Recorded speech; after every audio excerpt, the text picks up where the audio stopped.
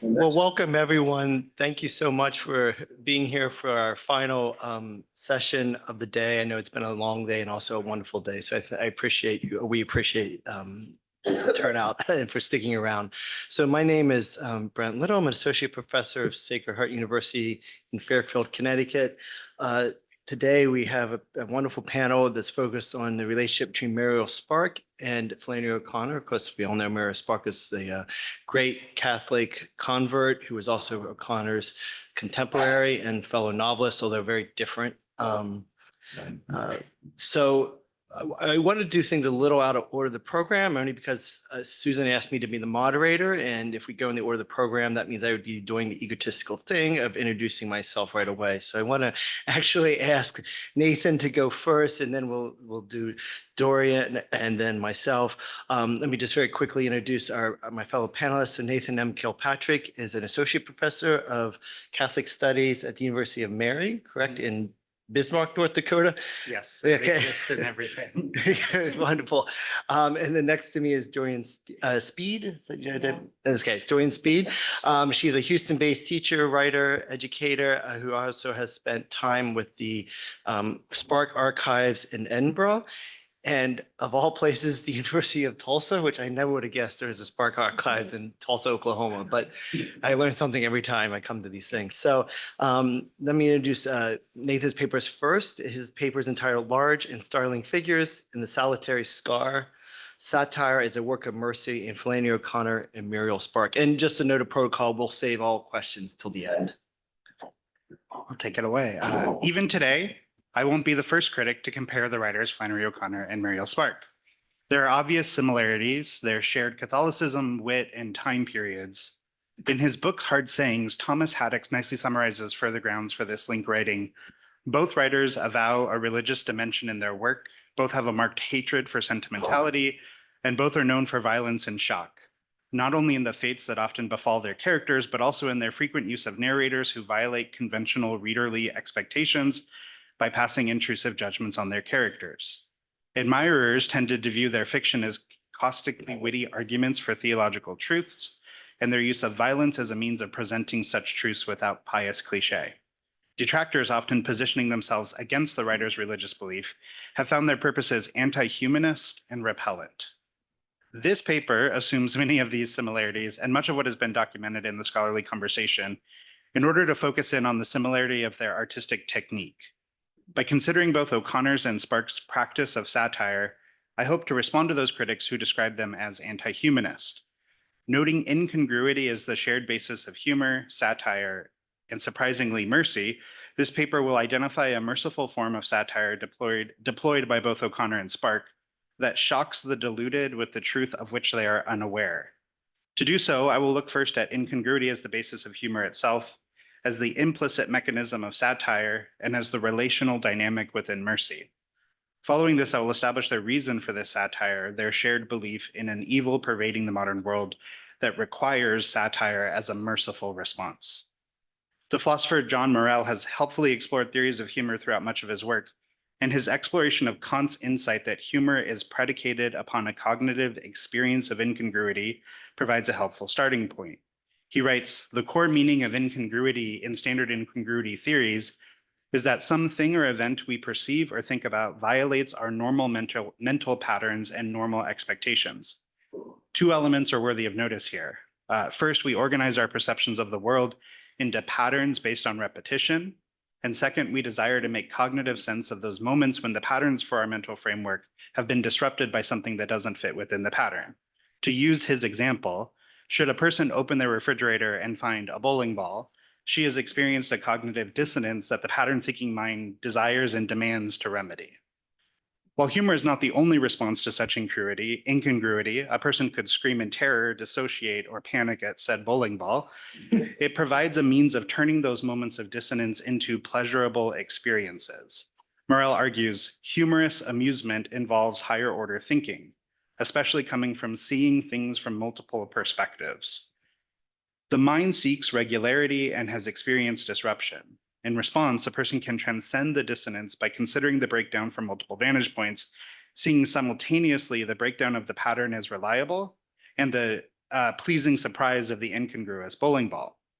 To laugh in response is to be set free of the human need for the pattern to be ultimate and decisive. Such mental relief is particularly salient as a humbling and humble acceptance of a reality that transcends the particular person's pattern-making mind. This humbling acceptance of a reality larger than any individual knower of it resounds throughout Flannery O'Connor's essays, in which she explains the integrity of the writer as residing in her eye, insofar as that eye can take in as much reality as it can. Importantly, for O'Connor, the artist is the person who can see reality best and translate it into a medium. The art communicates the vision of the artist to the reader. However, the distinct experience she names in her own writing is the sense that, quote, in these times, the Christian writer has the sharpest eyes for the grotesque, for the perverse, and for the unacceptable.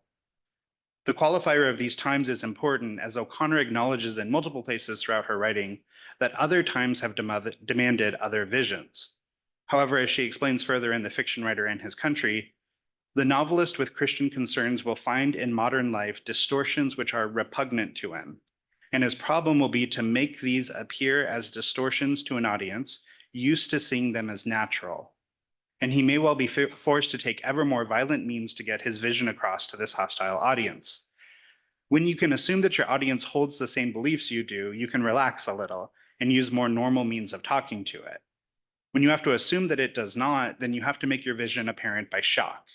To the hard of hearing you shout, and for the almost blind you draw large and startling figures. With these shouts and large startling figures, O'Connor creates an incongruity for the reader that might cause a chuckle by pinpointing distortions already present in modern life that she, the writer, will comically exaggerate and intensify so that the reader can see a real incongruity where he or she had taken the quotidian. A similar spirit characterizes Muriel Sparks' writing.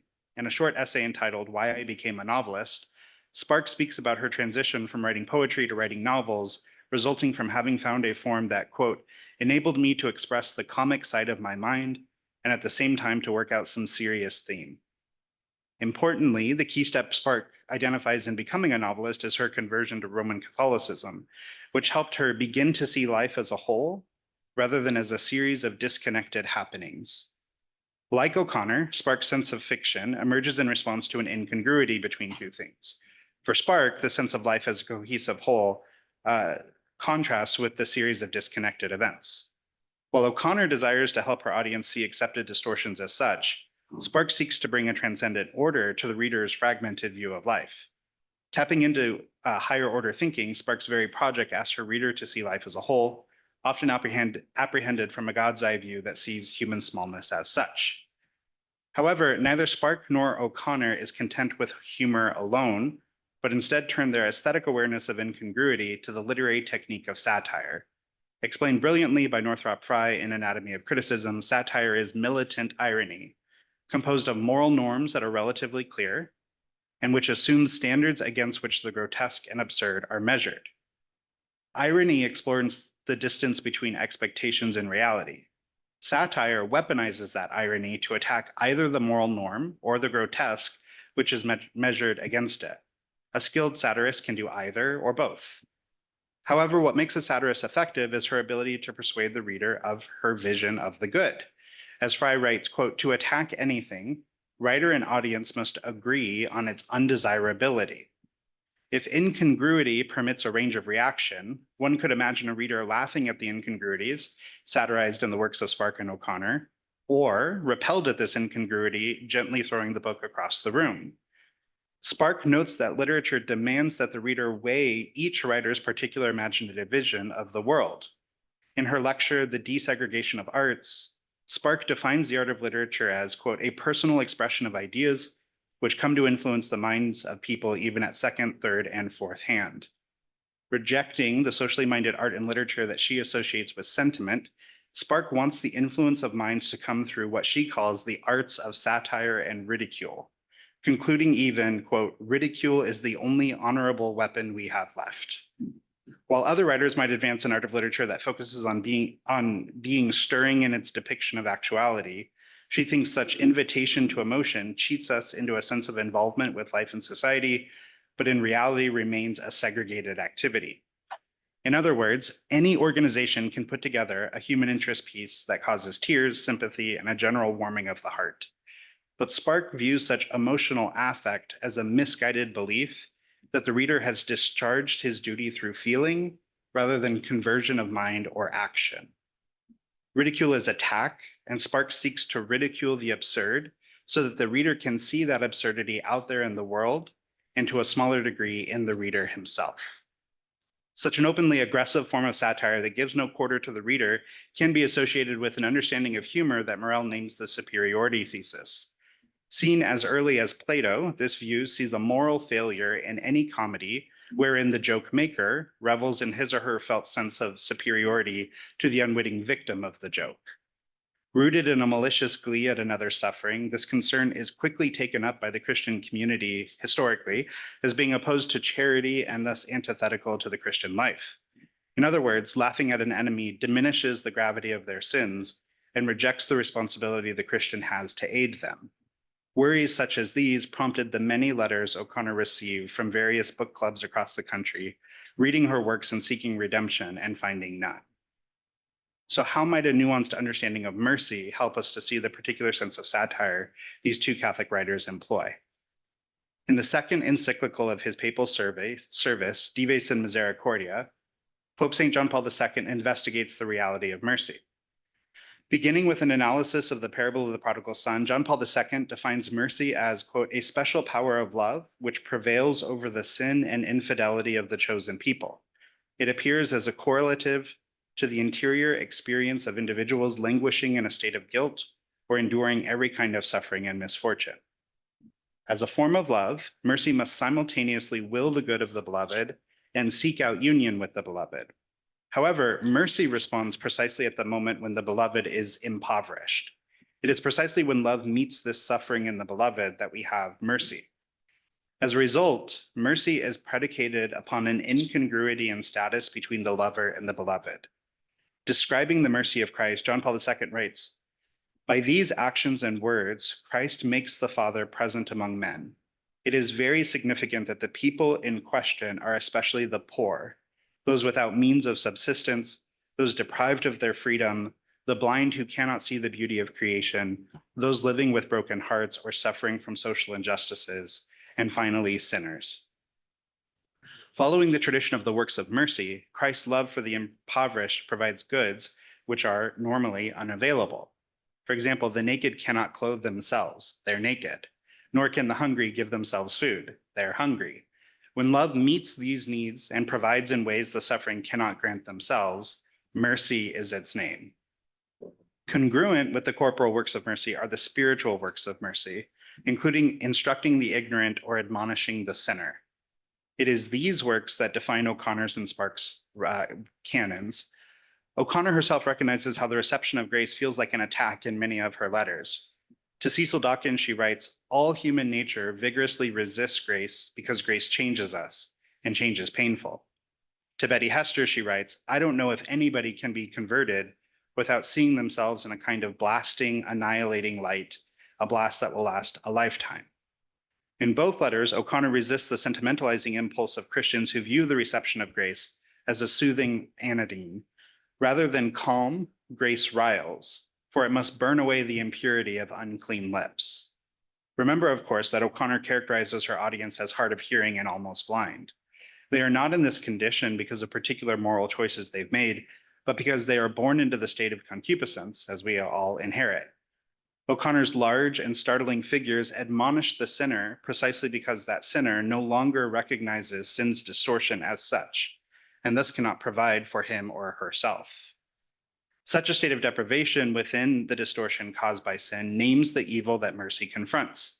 In Dives in Misericordia, John Paul II names one of the attributes of mercy as, quote, the specific manner in which love is revealed and affected vis-a-vis the reality of the evil that is in the world affecting and besieging man, end quote.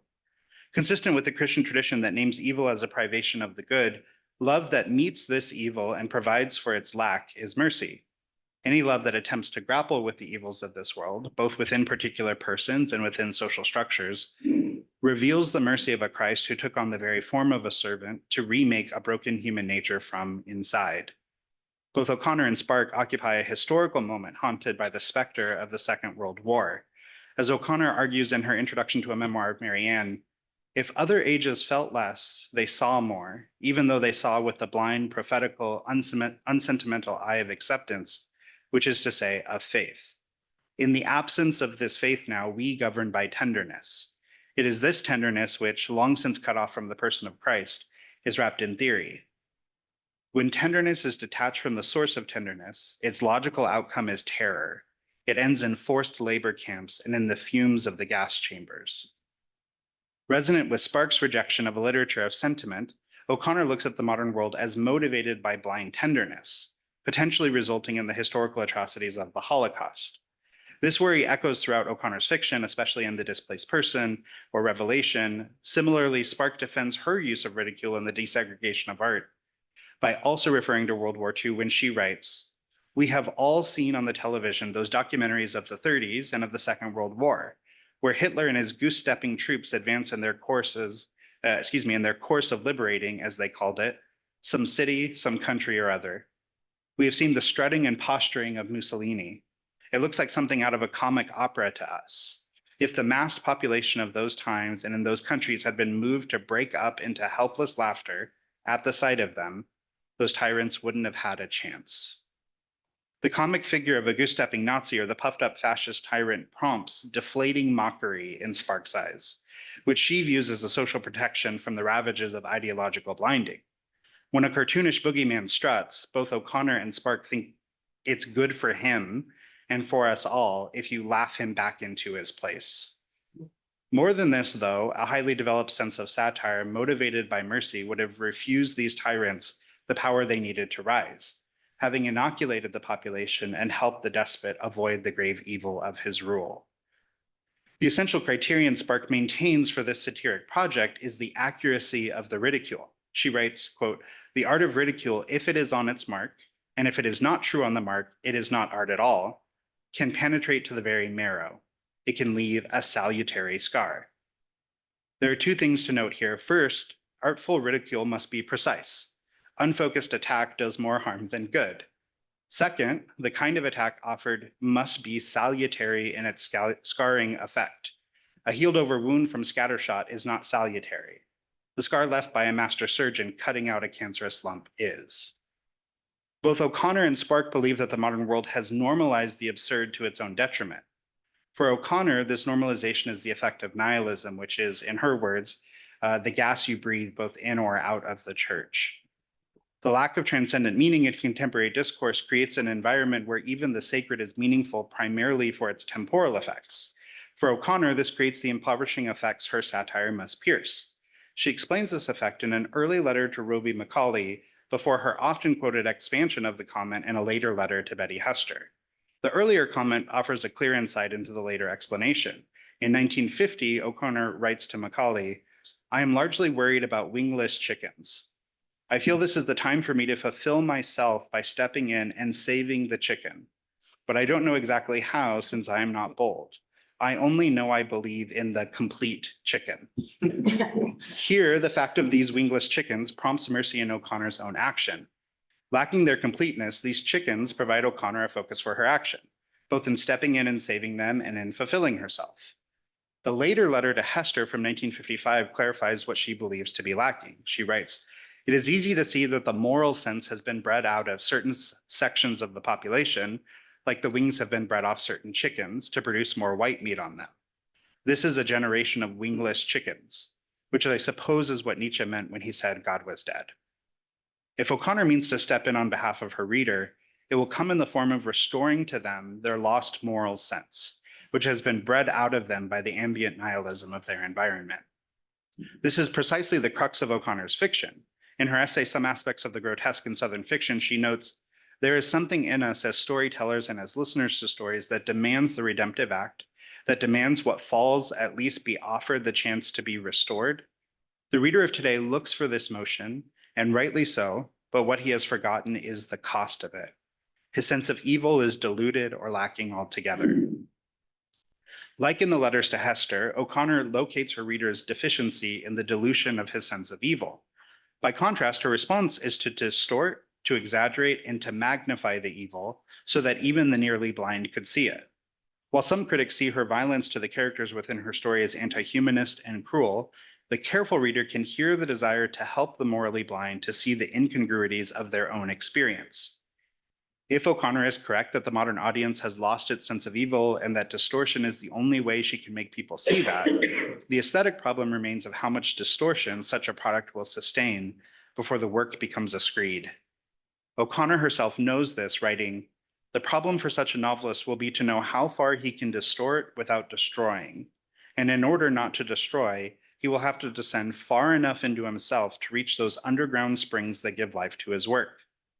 The line separating harsh invective from salutary satire is thin, but O'Connor thinks the writer must take this task seriously. Think, for example, of her multiple rewrites of Raber in The Violent Bear It Away before she was satisfied that she had resisted the turning of the character into a caricature.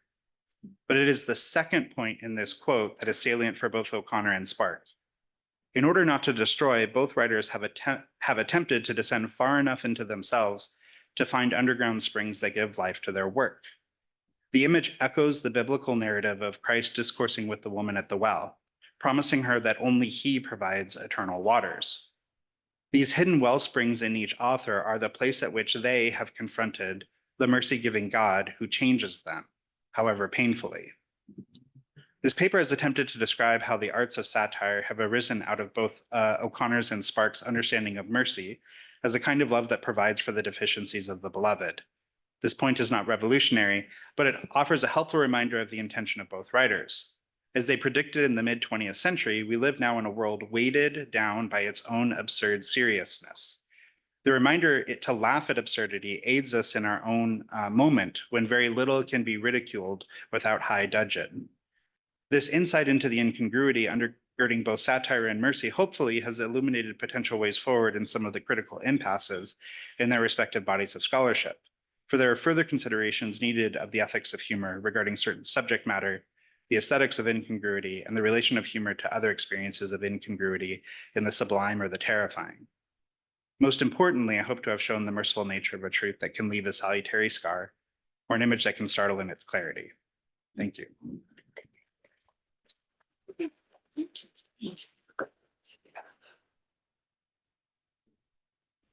Thank you very much, Nathan. Our next paper is by Dorian, and her paper is entitled Flannery, Connor, and Muriel Spark, Mid-Century Pioneers of Catholic Fiction. Thank you so much to the organizers of this conference. I just find every single session gets my wheels spinning, and I may even have changed my mind about some of the assertions in this talk that I'm about to deliver, but we'll persist. The most important statistic that I have to share with you based on my research in the archives at the National Library of Scotland is that 1 in 7 Scottish Library employees has heard of Flannery O'Connor, and that person thought she was a man. So we have work to do, and I consider this the Great Commission. I'm working on a long-term project, hopefully a book to come of it, comparing with O'Connor and Spark in conversation. And so I'm just going to talk a little bit about areas that I find particularly compelling, and also show you some things I just found in the archives. So, so here we go. The main similarity, as I see it, between the two is if you find yourself in an O'Connor or a Spark work of fiction, you had better duck because you're about to be the victim of sudden or shocking violence. I will let Muriel introduce herself. This is sent for the publication of the Comforters. She says, born in ice cave of southern Tyrol, year 609 BC of centaur stock, mother descended Venus, Muriel Spark, rose from the waves, as is well known, demands fabulous feast. So I see her uniqueness as lying, like O'Connor, in her inventive techniques, which are not the same techniques, but they're both very unique voices. The implications of the workings of grace in her fiction and sharply satirical takes on what David Lodge called continental scandal sheets turned into literature. And I have to tell you, if you have never worked in somebody's archives, It is very exciting and you should do that. And some of it does feel like Continental scandal sheets because you are rifling through people's personal papers. And I think, gosh, some of this she should have really not kept. But I'm glad that she did. So both authors had a fairly realistic understanding of human nature and the necessity of reflecting it accurately. O'Connor wrote to, I forgot to put on there, so I'm going to say this is to Betty Hester, but I might be wrong about that. My Uncle Lewis is always bringing me a message from somebody at his company who has read Wise Blood. The last was, ask her why she don't write about some nice people. Lewis says, I told them you wrote what paid. In slightly more sophisticated language, Spark says, I have always marveled when people have described to me, either in fiction or in real life, a creature who hasn't a mean bone in her body, who is incapable of a mean thought. Who are these freaks of the human race and where? One product of an immaculate conception in the history of religion is surely enough. And besides, to be incapable of a mean thought, and I really like this part, would surely cut us off from that imaginative empathy with the weaknesses of others that makes our imperfect world go round. So to follow up on some of what you talked about with humor, I think we should just consider how Dame Muriel and Flannery would have responded to, well, actually, I guess Dame Muriel would have seen this quote from an actual review. This is in the University of Tulsa. This is evidently Ladies' Week in Fiction, but please don't run away, said Phyllis Young in her 1959 review of Memento Mori. I don't know if she ends up later being satirized in a Spark novel, but she should have been. And I would have enjoyed to hear O'Connor and Spark discuss Phyllis's opinion here. And then we have, it's an unnamed and undated review, but it said the author of this remarkable novel, this is about Spark, is an egregious personality, plumpish, fair-haired, and 40-ish. She looks like Hermione Baddeley, don't know who that is, not at all like a lady novelist. So wouldn't it have been wonderful if these two lady novelists had met or corresponded with one another? That's what I keep hoping to find in these archives, and I just have not. I've found evidence that O'Connor read Spark. She particularly recommended Memento Mori. I haven't yet, but there's so much in the Spark archives, found evidence that she read O'Connor. And I would love to find out that she did and what she thought about her.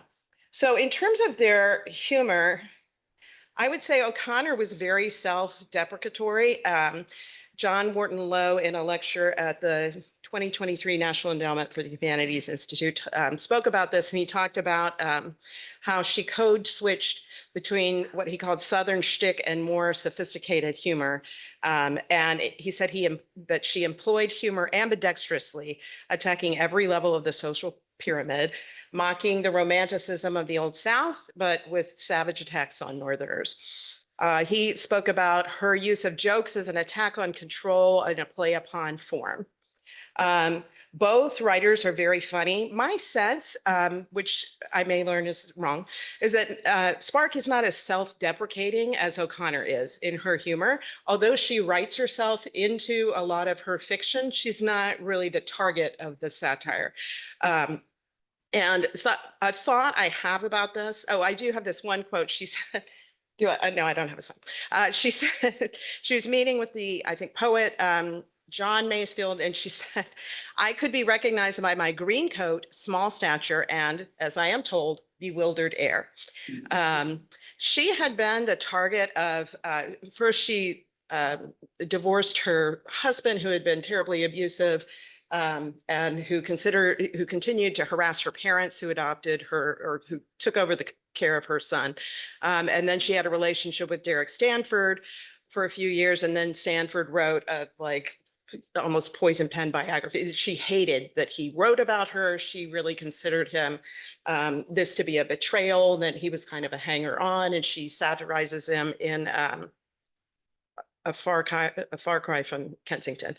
But something I wonder about is if that tendency to not be as self-deprecatory is partially because she has been the target of people who exploited like her vulnerability and the relationships that they had with her. That's just a theory that I have. In a 1960 Commonweal review, William James Smith, talking about the Ballad of Peck and Rye, said, "She's a comic talent who belongs rather in the tradition of the eccentric novel, going all the way back to Peacock and Fairbank and up to Iris Murdoch, who was a good friend of Sparks, and Flannery." So I wonder if Sparks saw that review and thought, well, maybe I should write to Flannery, but I don't think she did.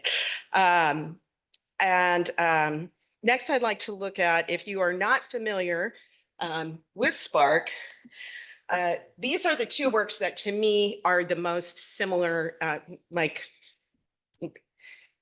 the O'Connor work that is most like a Spark work, I think is The Crop, which she wrote as part of her thesis, and then skipped the slide so that people couldn't see what was happening. Do we have it on the? Yeah, there we go. Okay, I switched these. So as part of her thesis, it wasn't published until 1971, but in it, she's satirizing Erskine Caldwell and making fun of like writing exaggerated Southern characters, but the figure is a writer who's trying to think of what to write about. And at the end, after she's trying to write about this, redneck on the farm, she decides that she's going to instead write about the Irish. Miss Willerton, who is the writer, had always admired the Irish. Their brogue, she thought, was full of music and their history splendid. And the people, she mused, the Irish people, they were full of spirit, red-haired with broad shoulders and great drooping mustaches. So to me, this is the most similar to a Spark novel in that it's a character who's a writer and she's satirizing the writer.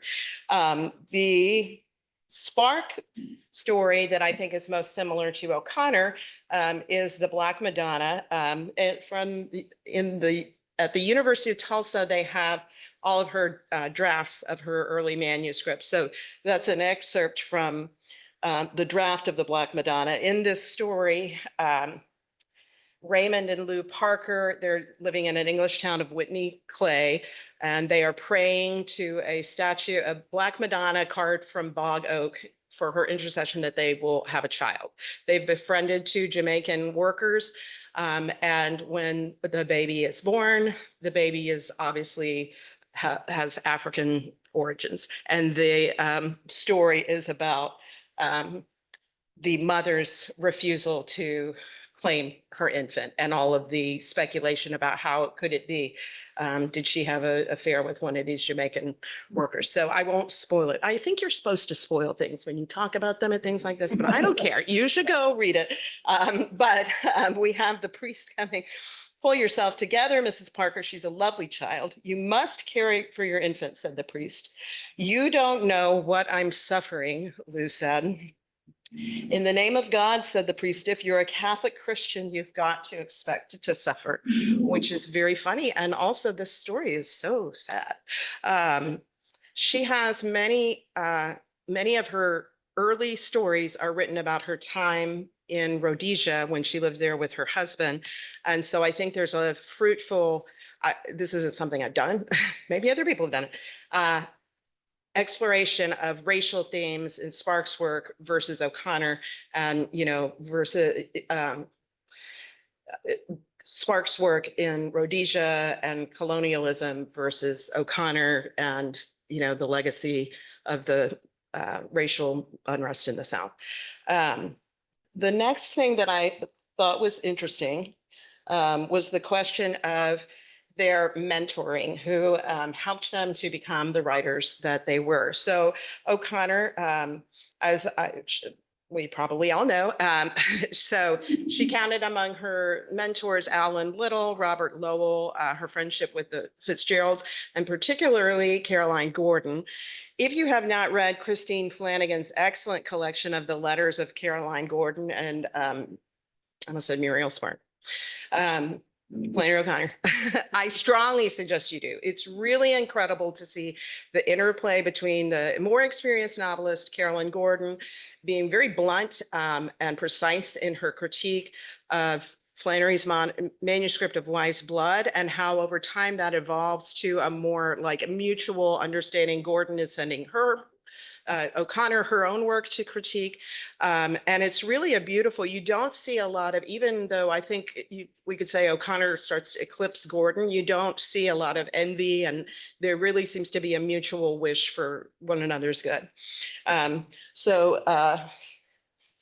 is just an excerpt of what Caroline Gordon tells her. I also told you that the omniscient narrator does not speak colloquially, but here you are at it again. Later, O'Connor says something very similar to Cecil Dawkins, who she is mentoring. This is something that has taken me a long time to learn myself. Every time you do it, you lower the tone. It took Caroline about 5 years to get this through my head. You get it through yours quicker. So we see how the mentor, or the mentee rather, becomes the mentor. So I wasn't aware of any mentors that Spark had. And I was interested in finding out more of that. So my current understanding, based on looking at like 2% of the archives, is that she sought a lot of critique when she was first starting out because she was writing poetry.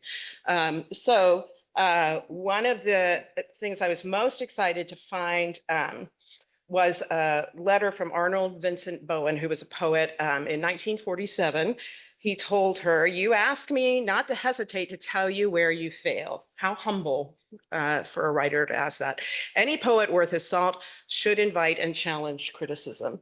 And then this I just love. I don't know if there's a book called The Deadly Arrow of Your Thought yet, but there should be. Point the deadly arrow of your thought with a little bit more magic. That to me just feels like almost the magic words that make her who she is. Because if I can think of anybody with a deadlier arrow of thought, I don't know who it would be. And certainly she invokes the supernatural, the mystical, the magical. It's just part of the world in a Spark novel or short story. And so I don't think that I know that she had a close friendship with Graham Greene over several decades. I don't think she sent anybody drafts to review, and I could be wrong, but over many years, there's a lot of letters from Greene responding to her works. He loved Memento Mori. He thought that was her strongest until I think the takeover. But I thought this was funny. Perhaps she's trying to find a publisher in 1955, and he says, "Perhaps Macmillan are not quite the publisher for anything weird." And I just think, well, that certainly describes both of our lady novelists here. So let's see. By the end of her life, I won't read this, but this is for her last novel. Penelope Jardine, whom she lived with, they were best friends the last 30 years of her life. They lived in Italy. Penelope was like her secretary, her assistant, her person who made everything happen. And here is Penelope telling people, you don't correct a letter of what Muriel Spark has sent you. She would write out, so what they would do is for about a year, Jardine would help her create character charts and lists of where everything was happening within the stories to keep up with and make sure it was all consistent. And then as I understand it, and maybe this is just the mythology of Muriel Spark, but she would take out one of the composition books she used in grade school and she would just write it out and send it off. And I will say that of the manuscripts that I saw at Tulsa, it's pretty much word for word what you see. And that excerpt I showed you of the Black Madonna had a few differences, but it seems that she pretty much, when she's ready to write that novel, she just wrote it and then it's perfect. So I know we all know what that feels like. In terms of their Catholicism and their devotion to their artist vocation, I think that they were similar in both seeing their vocation as an artist, not as a cat. Their Catholicism animates their dedication to their vocation. One of the places where O'Connor expresses this, and when she's writing to Betty Hester, I morally and strongly defend the right of the artist to select a negative aspect of the world to portray. And as the world gets more materialistic, there will be more such to select from.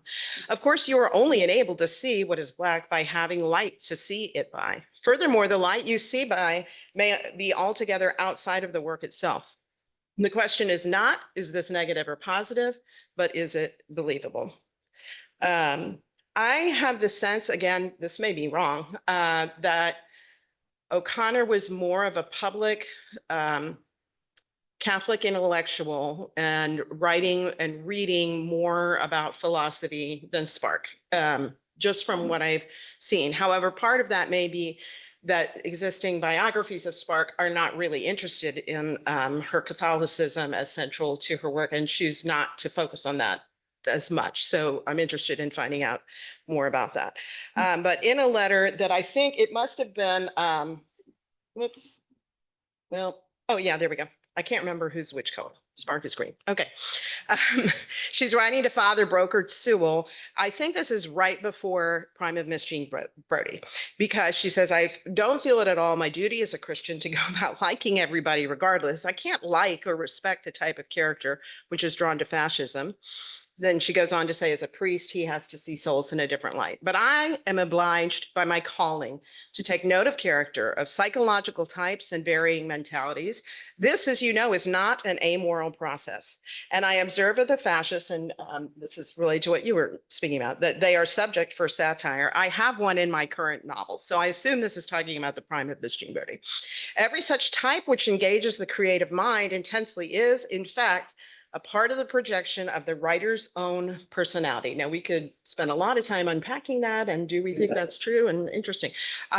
One thing that occurred to me when I read that is that she wrote a biography of Mary Shelley, and she talks in her essays about the monster as a projection of Dr. Frankenstein. She didn't, as far as I know, speak as much about her Catholicism. She credited it primarily to the work she did in writing a biography of St. John Newman, no, John Cardinal Newman. Yeah. Sorry. After that, she was prompted to convert. She said it was this that enabled her to become a novelist. And she agreed with him that her conversion story was not a thing one could propound between the soup and the fish at a dinner party. She did write some about her Catholic faith, but that wasn't, I don't think that she did so as often or as publicly as O'Connor. All right. In terms of place, and this is one of the things that I've been kind of thinking about today. So they're very different in that O'Connor, you know, we know O'Connor's story and how tied she was to region. Muriel Spark lived all over the world. She grew up in Edinburgh, then she marries, she moves to Rhodesia. She gets her way onto a troop ship back to the UK. She works in London for the propaganda office during World War II. She goes and is like a writer in residence at the New Yorker for a few years. And then she lives in Italy, and I'm sure I've left off some places, but she's all over the world. So this is obviously very different. So O'Connor felt that, you know, her being a Southerner was essential to her vocation. If you're a writer and the South is what you know, then it's what you'll write about, and how you judge it will depend on how you judge yourself. I stayed away from the time I was 20 until I was 25 with the notion that the life of my writing depended on staying away. I would certainly have persisted in that delusion had I not got very ill and had to come home. The best of my writing has been done here. But something I'm thinking about is that O'Connor was very much an exile at home. I mean, if you're a luminously intelligent woman in Milledgeville, Georgia, I was about to say something real rude about Milledgeville, and I don't mean that, but she was probably pretty isolated. And she's a Catholic in the very largely Protestant South. And she's literally, you know, kind of exiled on the farm. So while she's rooted there, she also has a sense of really not being among necessarily her people. Meanwhile, Spark said in 1962, it was Edinburgh that bred within me the conditions of exiledom. And what I have been doing since then, what have I been doing since then but moving from exile to exile? It has ceased to be a fate, it has become a calling. But her biographer, Martin Stannard, noted, he said, Spark may have been raised in Edinburgh, but she grew up in Africa. And Spark herself wrote about the time in Africa, how she said she prepared her for appreciation of the mystery of human existence. I have 29 seconds left. So I heard there's a award for most bonkers slides. So here we go. All right. All right. So in terms of all the connections, I continue to see that the main reason they didn't know each other was Alan Tate, because Alan Tate was married to Caroline Gordon, and then Alan Tate was married to Isabella Gardner. And Alan Tate and Isabella Gardner were friends of Muriel Spark. But did Alan Tate say to Muriel Spark, you should be friends with Flannery O'Connor? No, he did not. I assume this is not the Alan Tate fan club. I have a lot more opinions on this, but I'll spare you. I also just want, oh, there we go. Also, right when at the end of O'Connor's life, that's when Spark is in residence at the New Yorker. And so, if not for a couple of years, perhaps they would have interacted.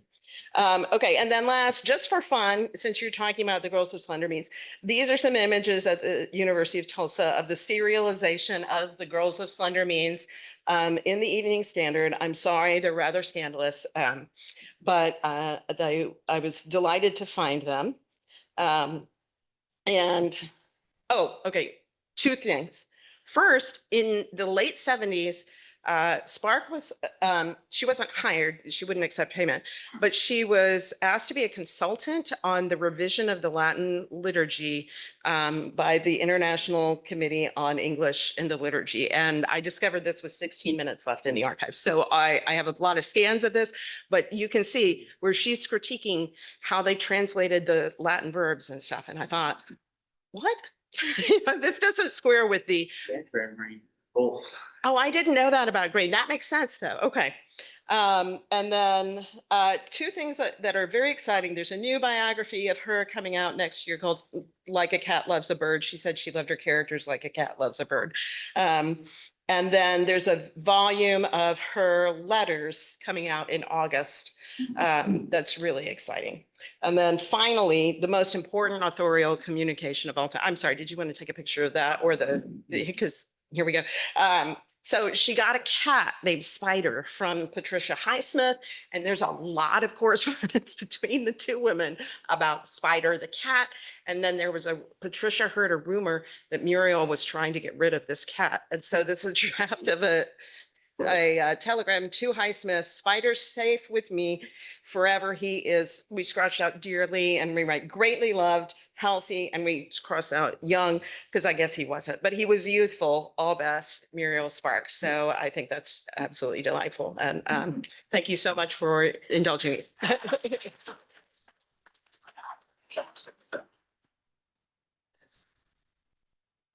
Thank you very much, Dorian. Out of curiosity, how many people are here have read The Girls of Slender Means? Okay, all right. I'll try to very briefly explain it when I get to that section. Sorry? No. I just feel bad. Well, Dorian reminded me of the danger. You always ruin the plot. You always give away things when you talk. So I apologize for those of you who haven't read it. So my paper is entitled That One Humps Right Along, O'Connor and Spark in the Aftermath of World War II. So in a letter toward the end of her life, Flannery O'Connor comments that Muriel Spark's 1963 novel, The Girls of Slender Means, is better than others by Spark for, quote, that one humps right along. I really wish they had put that as a blurb on the book, but oh well. But I would speculate O'Connor also appreciated a similarity to her own stories. Spark crafts the novel's climax such that a protagonist's conversion depends upon an insight gained during an O'Connor-esque moment of violence. In addition, both authors craft stories in which characters still grapple with the consequences of the war. In the case of Sparks' Slender Means, the climactic moment, the explosion of a bomb, is a literal remnant of the Second World War. Meanwhile, in O'Connor's case, the displaced person was inspired by the Displaced Persons Act in 1948, its amended version 1950, which allowed Eastern European refugees to resettle in the States, an historical reality that impacted O'Connor personally with the arrival of a displaced Polish family on the O'Connor family farm, Andalusia, in 1953. World War II serves as another point of convergence between O'Connor's short story and Sparks's novel. The violence of each story's climax is situated within a larger historical tapestry. The stories build to their climatic events, but these events are merely the consequence of various cultural forces that have long stretched over time. Both stories thereby demonstrate how the continuing repercussions of violence can condition human agency. Slavoj Žižek, I can't believe I'm quoting him at an O'Connor conference, once observed that obvious acts of violence, events immediately caused by a human subject, are simply more visible manifestations of the background which generates such outbursts. To understand violence, one must examine objective violence, and that is his term, right? So we're not talking about something scientific here. It's just how he describes this background violence. But this raises a host of issues. For example, how is the agency of the individual conditioned by this objective, or again, background violence? Or in other words, where does individual responsibility begin if the human agent is being conditioned, perhaps unawares, by larger social forces? I believe that good literature is uniquely situated to interrogate those questions. In the case of O'Connor's and Sparks's works, there's an unfolding context over the course of the stories against which we read the characters' actions and interpret their motivations. With Žižek as a starting point, I would like in this paper to explore the relationship between objective, again, that's his word, and subjective violence. Through this lens, I will argue that Parker's Back and the Girls of Slender Means reveal how World War II, the violence of World War II, intersects with other forms of objective violence. This background violence in turn shrinks characters' agency. In other words, this background violence conditions and limits human freedom, albeit without eliminating it, often in ways that the characters are not fully aware. Further, with the help of Simone Weil, I will also argue that objective and subjective violence possess a point of convergence between them. The various forms of violence, whether one labels them as subjective or objective or any other terms, are similar in that they are built upon the objectification of human beings, which in turn deforms the agency of both the victim and the perpetrator. The first part of my thesis, that a character's agency is conditioned by history of violence, is perhaps easier to see. To return to Žižek again for a moment, when he describes objective violence, he qualifies it in two ways. Objective violence can be symbolic violence, such as in our language, right? Think of the N-word in O'Connor's stories, or it can be systemic violence, such as embedded in our political and economic systems. Of course, both types are inseparable in the actual manifestations of violence. In our stories, the consequences of the war are not limited to the obvious examples. So food rationing and economic impoverishment in Slender Means, or the displacement of civilians from their homeland into displaced person. In both stories, the war also triggers the consequences that intersect and aggravate other forms of systemic or cultural violence, and that then condition the agency of the characters. So let me begin with the displaced person. The arrival of the Polish, I do apologize, I say Guizak, I don't know if that's proper, but that's what I say. Guizak family inflames the problems of economic caste, xenophobia, and racism that are not unique to Mrs. McIntyre's segregated Southern farm, but have an expansive history in the States over many centuries. First, Mrs. McIntyre may claim to be friends with Mrs. Shortley, but her economic logic reduces even her most trusted worker to the category of replaceable or disposable.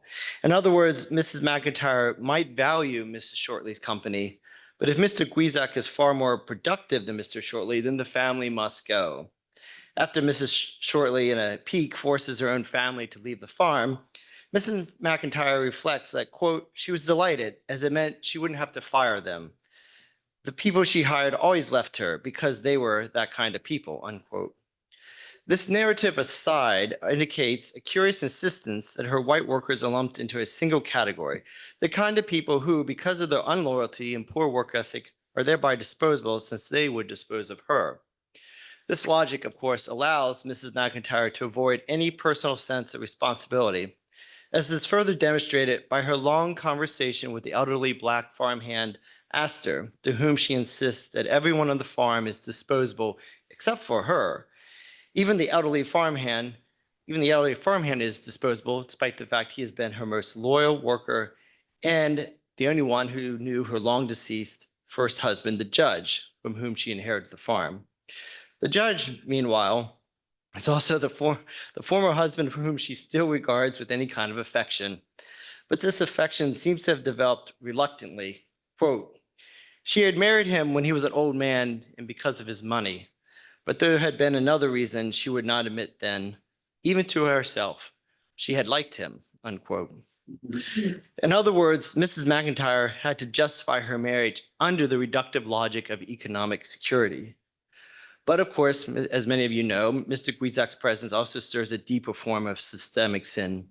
After the Shortleys leave, Mrs. McIntyre discovers to her horror that Mr. Guizak has arranged an interracial marriage, which then still would have been illegal in her southern state, between his teenage Polish cousin and the young African-American farmhand Salk. Consequently, she now considers Mr. Guizak to be a monster. The text is clear. Her main objection is that the marriage muddles the racial order. If Salk marries a white woman, it will excite him. In other words, it will make him think he's better than his rank in the segregated South.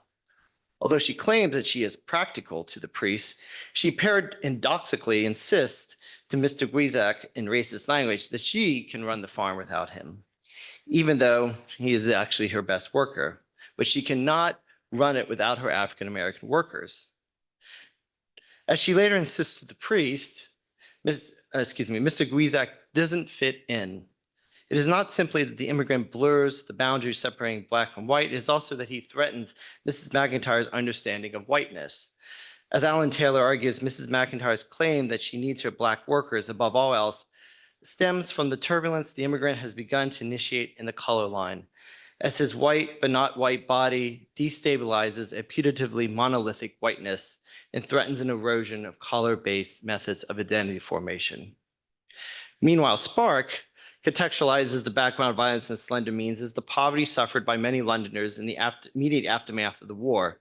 Of course, aftermath here refers only to the European front, for the novel is set in the months between the VE and VJ days. The continuing violence of the war thus forms a background to the book, even if the characters are no longer in immediate danger.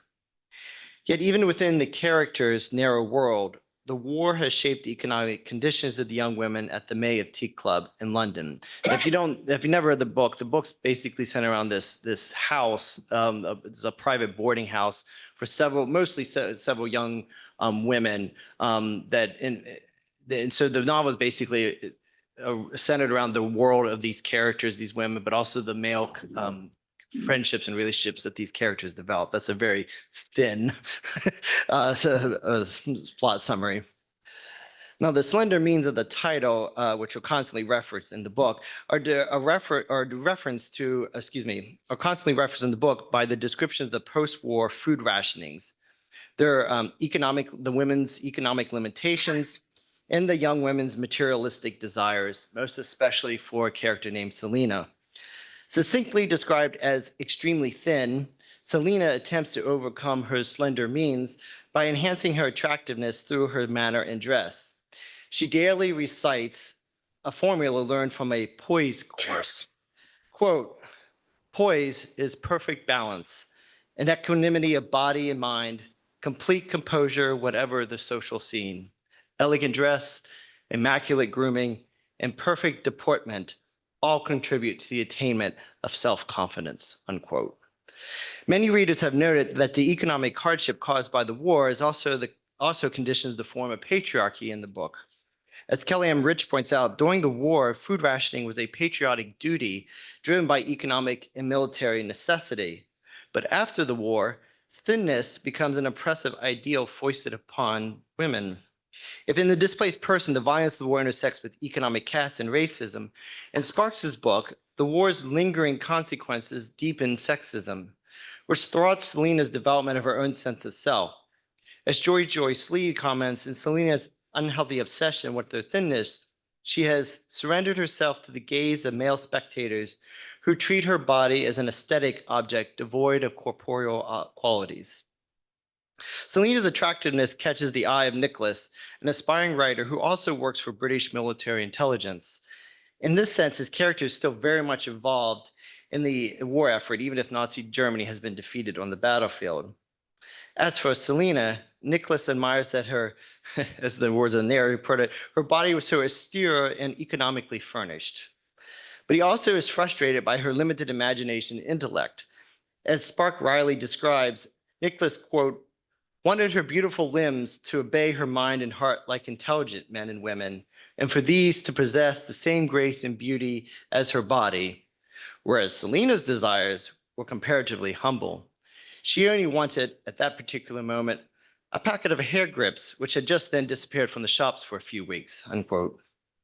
Yet Nicholas's fascination with the club as a whole, and Selena in particular, is hardly unique.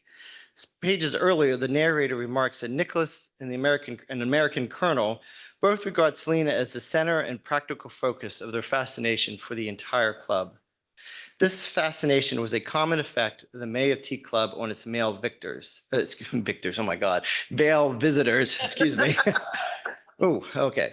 This fascination, Nicholas, the narrator claims, is unique in only one exceptional way, that is his self-awareness, for he recognizes that he was imposing upon this little society an image incomprehensible to itself. Despite Mrs. McIntyre's very different context from the May of Tea Club, there is an interesting convergence here.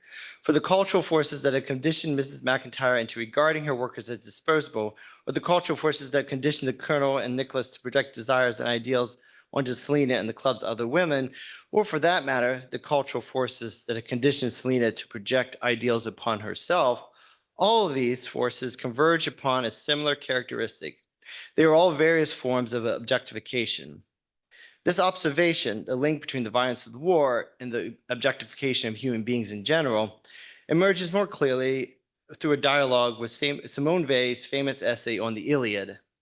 Further, Weil, who certainly knew the suffering of World War II, assists the reader to think through the second part of my thesis above, that is the relationship between objective and subjective violence.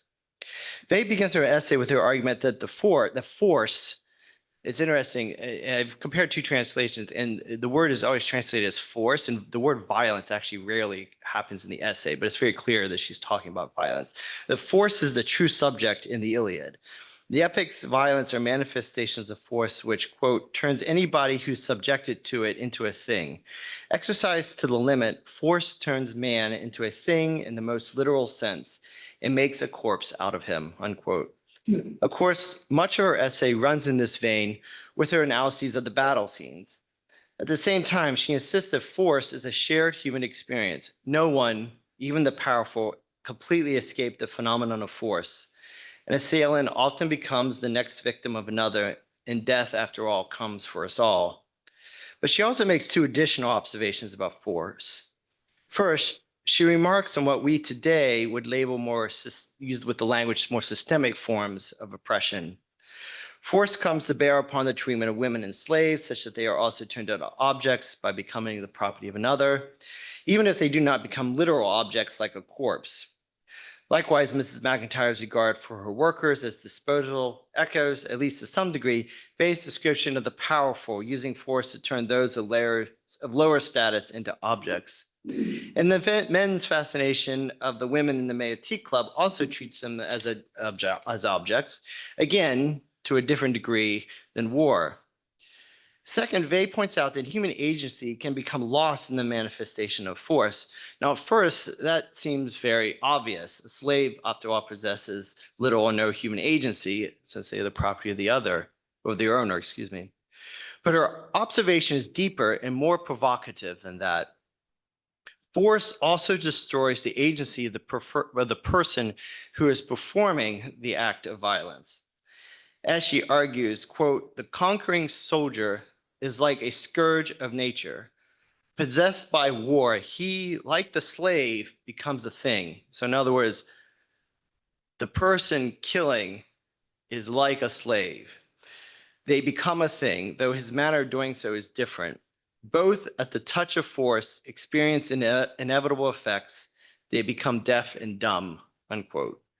In other words, the violent person also objectifies themselves.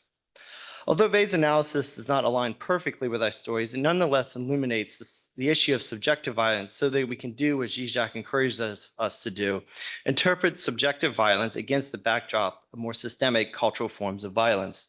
So let me start with the slender means.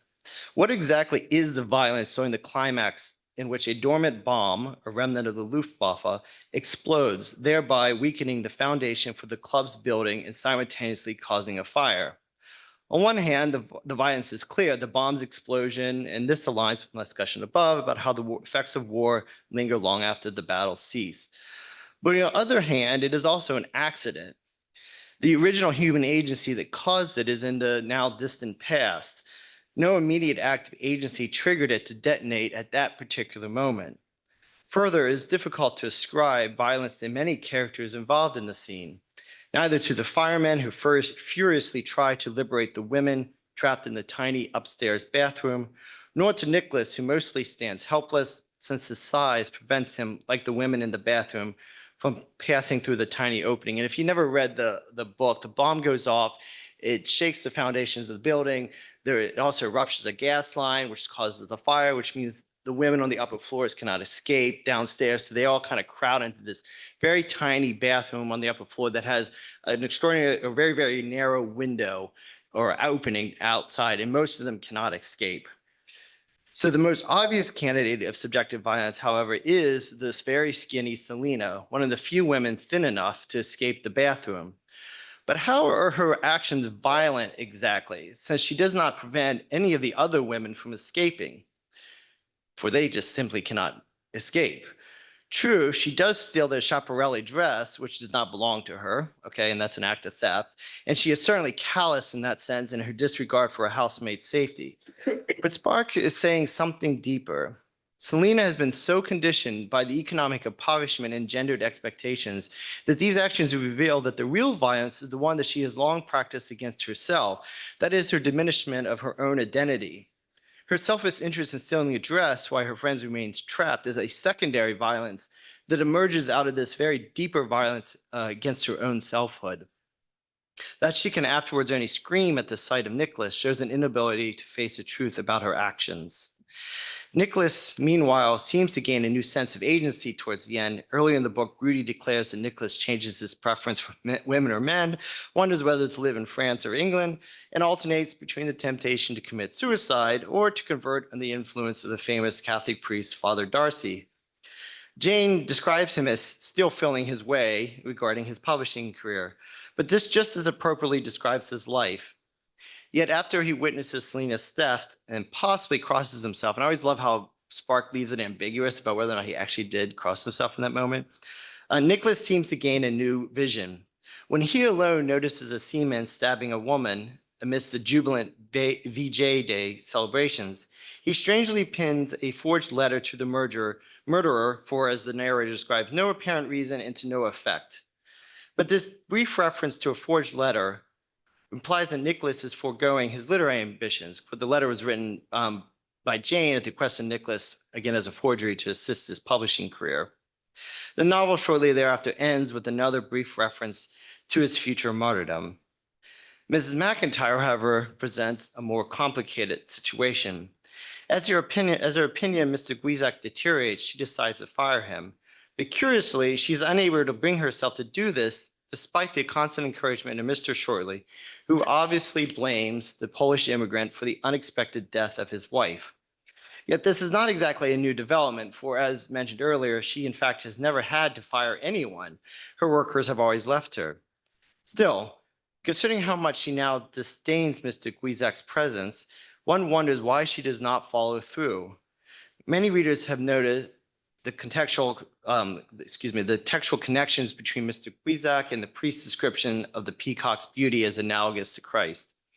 And in her final dream before the climax of the story, Mrs. McIntyre envisions the priest exhorting her to remember the victims of the Holocaust, the war refugees, and Christ our Lord.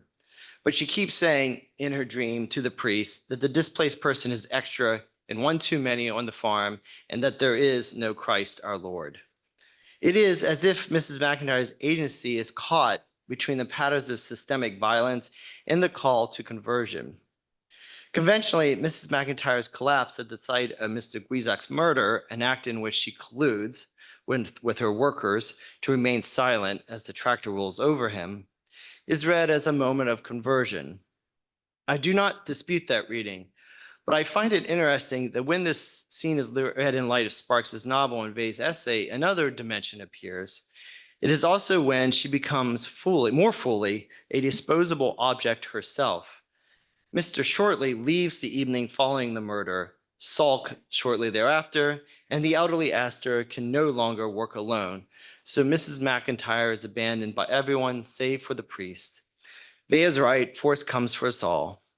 If Mrs. McIntyre treated her workers as disposable and replaceable via utilitarian economic logic, she is now no longer of similar value to them, hence she is now the disposable object. Like in Sparks's novel, the violence of O'Connor's climax is simply the eruption of a tension built upon a multi-strand, historically conditioned background violence, and becoming intertwined with other forms of systemic violence, the war's aftermath in both stories aggravates other forms of violence in society. Yet these various forms of violence overlap since they are built upon the objectification of human beings. That's why the violence in the stories is not the war itself. The war continues to condition forms of cultural violence, thereby shaping any subjective violence of the characters. Finally, both stories feature climatic moments of violence that also serve to clear the vision of the main characters. A character's new vision also reshapes their agency. Spark, lets us know that Nicholas acts on this vision with a new commitment, eventually, to the Catholic faith, whereas O'Connor leaves Mrs. McIntyre's situation more ambiguous. O'Connor's final paragraph describes Mrs. McIntyre steadily deteriorating in body and mind, with only the priest's teachings to occupy her time. Yet there is a classic O'Connor irony here. Only now that her control over materialistic concerns has become impossible, does she finally have the agency to make the one choice that, for O'Connor at least, is the most important. But whether she will, with all the agency she has left, embrace the priest's doctrines lies beyond the final sentence. Thank you.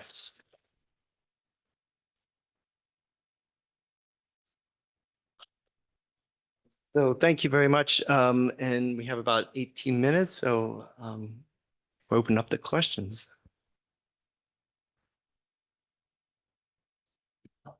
Please. For Nathan. You're very persuasive in contextualizing what you're describing as a response to modernity. But the way you describe it really just sort of, my head is flooding with thoughts about late medievalism. I'm thinking about Bruegel, I'm thinking about Rabelais, I'm thinking about Chaucer's partner in some instances.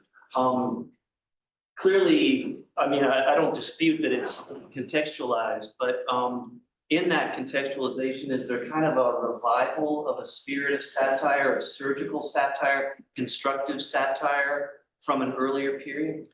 I'm less familiar with Spark. I don't know what she would think, but O'Connor would agree with what you're saying. When she's making the comments about earlier ages needing different visions, she particularly is referencing Dante and Dante's Divine Comedy. And she says that he can just sort of assume that his audience knows some stuff about Catholicism, which is a given in sort of early Renaissance Italy.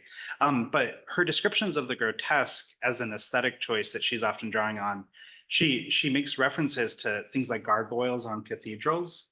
And so that sense of the exaggeration, she's very much so getting from the medieval world in a lot of different ways. And then I'm thinking of the end of the novel Wise Blood, where I'm going to just ruin it. I don't care about spoilers at all. But the main character, Hazel Motes, blinds himself and wraps himself with barbed wire. And the final focalizer of the novel describes what he's doing as something only they used to do in the Middle Ages, that monks in the Middle Ages used to do.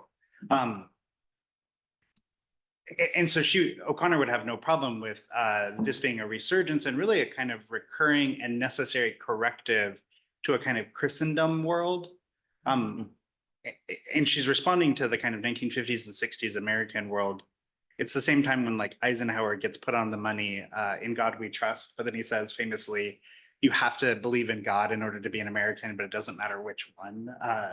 And so it's this sort of vague Christendom of the 1950s and 60s that is similar to, I'm just rambling now, is similar though to like Saint Dominic and Saint Francis acting as correctives to the Christendom of their own time, often using these satirical means. And so if time is sort of this ebb and flow, there's a way in which satire is always going to be necessary as a way of correcting the absurdities that arise, even if what the absurdity is different from time to time. Yeah, if I can add to that, first, in the Edinburgh Archives, you can see the letter where she writes and she's talking about a title and she says, what about the desegregation of art? And I thought, oh my gosh, this is where it came from. But that's the famous speech that he was talking about. I get the sense from, so I'm not as familiar with the late medieval that you're referencing, but I think it's important with Spark. My understanding is that she thinks this is the only way to confront the insanity of the current world, that she sees it as everything else that we've tried doesn't work. Satire is the only response because everything else is just providing, you have this emotional response and that excuses you from moral responsibility. But, and I think that's very important and interesting, partly because I teach teenagers and the language of snark and like instantaneous recognition and reduction, I think is so much the currency of today. And I wonder if satire, that impetus, I wonder if it coarsens us in our understanding of the human person if we rely too much on it. I think that, and two questions. This is kind of responding to that, actually. So this is for Nathan and for Dorian. I'm wondering if, on one point in particular, maybe at least in my reading of things, you've actually shown how different Muriel Spark and Flannery O'Connor are with relation to satire. The thing I'm kind of wondering. So this is based off of a project I did a couple years ago on Evelyn Waugh and Flannery O'Connor, and Waugh in an article that he wrote in 1946. He was asked if he wrote satire. And of course, everyone knew Waugh as a satirist, right? That was like an indisputable fact. But he denied writing satire. And he said, satire is a matter of period and flourishes in a stable society and presupposes homogeneous moral standards, such as those of the early Roman Empire in 18th century Europe. It is aimed at inconsistency and hypocrisy. It exposes polite cruelty and folly by exaggerating them. It seeks to produce shame. All this has no place in the century of the common man, where vice no longer pays lip service to virtue, right? And I mean, on the one hand, if you take this seriously, as most of the critics of Waugh do, then you have to account for, well, what is he actually doing if he's not writing satire? Because we all thought he was writing satire. But of course, he kind of later in this essay goes on to make fun of the idea of the common man as an abstraction, right? So on the point of Spark saying we have to, as novelists, accustom ourselves to types, to psychological types, I wonder if Flannery O'Connor is really not writing satire at all. If satire depends on types, right? And that sense, where that image of seeing the characters as birds, right? The chickens on the one hand and Spark's birds. Looking at the birds like a cat is satire. Looking at the birds like God is not. I just wonder if you two have any thoughts on that, and in terms of whether O'Connor is doing something like satire, but to give the audience a moral sense that they didn't have previously is different than, right, sharing a moral sense in order to condemn something particular. I'll ramble a little bit here. Yeah. So Northrop Frye in Anatomy of Criticism says in his section on satire that it's the mythos of winter, right? But that there isn't actually true satire, that satire always veers towards comedy or tragedy. Like really dark humor tends towards a kind of tragedy. And so I'm saying all that because I think, I know O'Connor in some of her essays identifies herself first as a comic writer, and then satire is the means by which she gets to the comic ending. I don't think Spark is a comic writer. I think she often thinks that, like I quoted in the paper, O'Connor has that famous line where she says, the reader demands the redemptive act, that each character be offered the chance of redemption. Even if they do reject it, the offer still has to be there. I don't think Spark does that all the time. I think she's fine to watch the world burn sometimes. And so I think that's the difference. I think they're still both using satire as a means by which to get at different ends. I take the point that they're quite different. I agree with you. Because I think that O'Connor fundamentally believes in a kind of cosmic happy ending in a way that I think Spark is busy laughing at Nazis and just wanting everyone to realize how absurd they are. So that's what that's. Yeah, I think, do not. So Spark was really not obsessed with, but the book of Job was very important to her. And I think of, you know, a lot of her, what she's satirizing is people's notion that they are responsible for their own destinies. And that a lot of what she does is showing how ridiculous it is to assume that, you know, your fate is really in your own hands. So I kind of see what you're saying about watching the world burn, but I think she is very interested in the teleological and responding to this idea that we are, you know, captains of our own fate.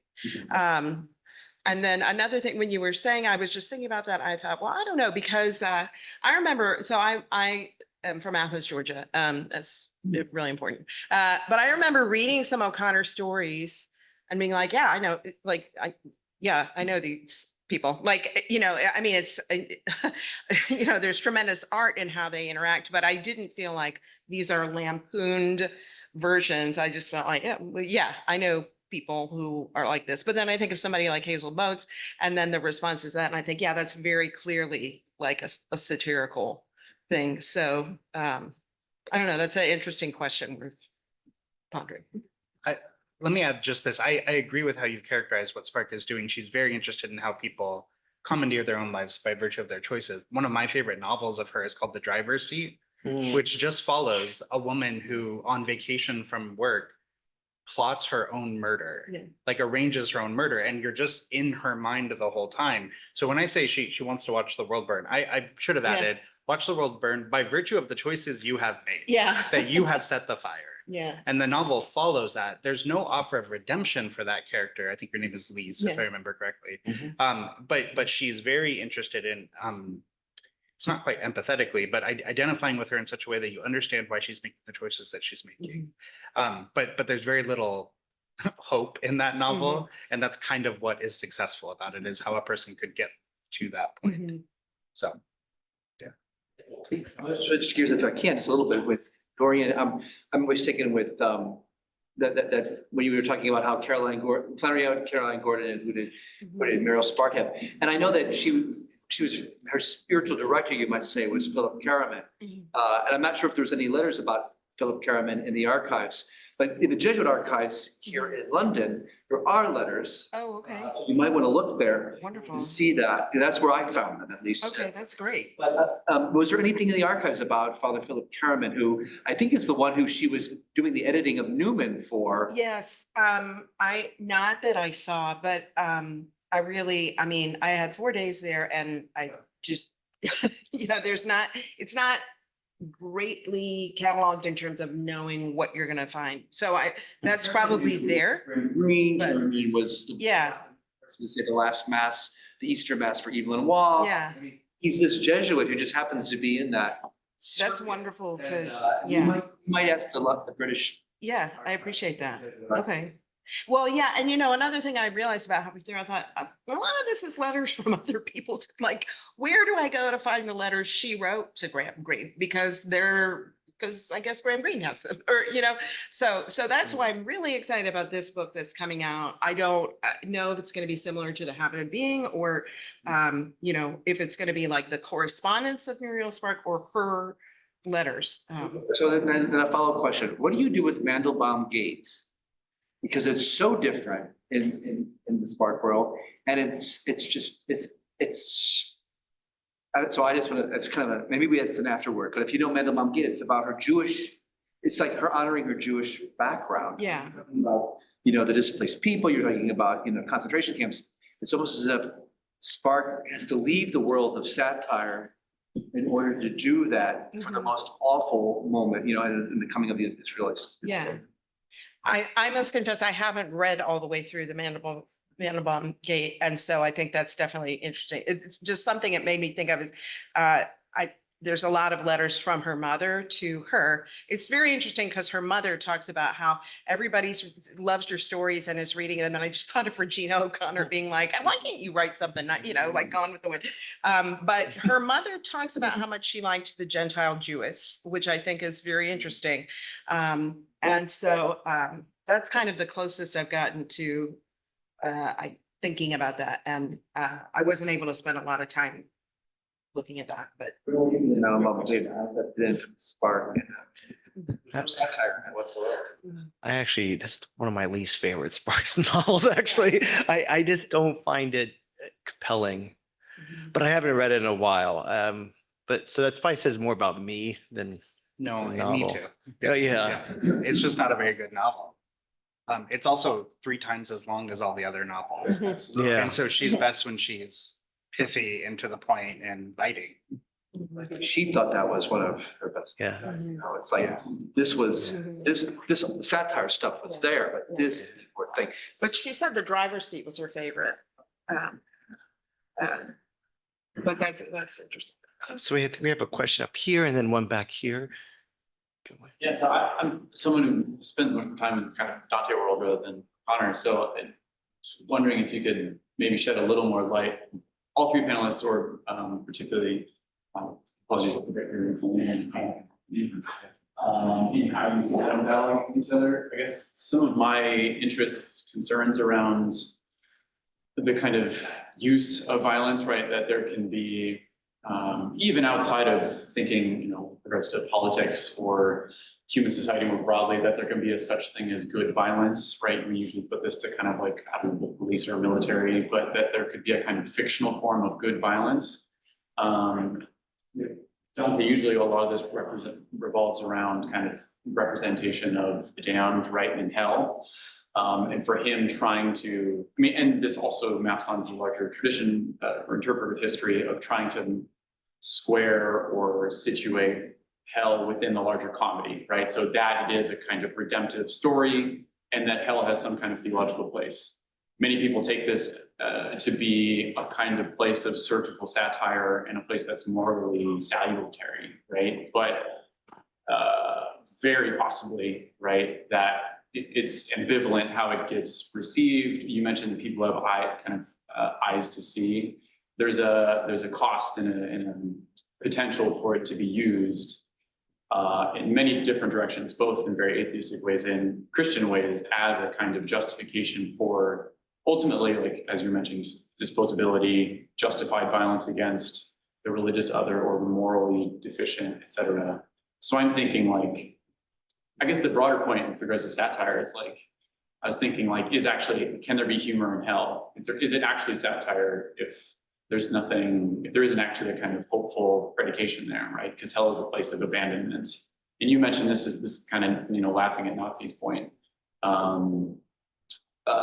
Is it only in a Christian universe where you can have satire properly because it actually wills the good or loves the enemy fully in trying to show contradiction, right? But as we're lost in this kind of, factionalism, politics, resentment, it seems as if it becomes self-subverting a certain kind of satire that ends up, just being a Christian group and becomes another form of that kind of mutual disposability.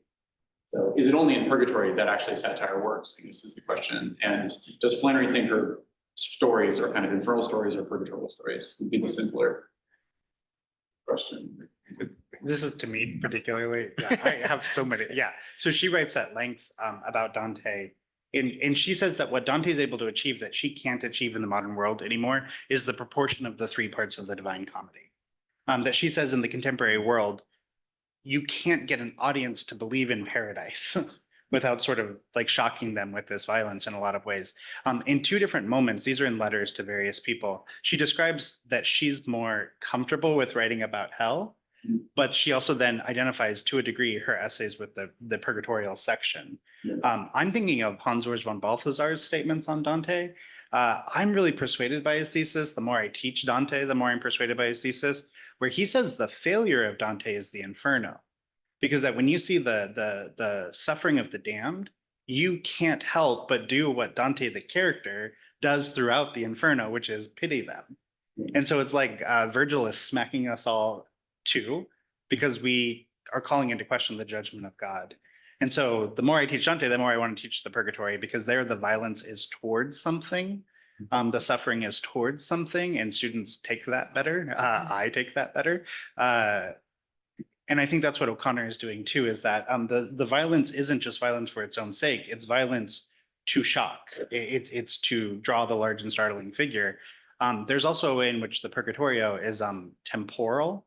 And it's like our life now in a way that the other two, it's harder to grapple with in a really significant way. So, and I guess I'm wondering, like, and to speak in the opposite direction of my hopes, and good or important about hell as far as it just shows us the hopelessness of sin.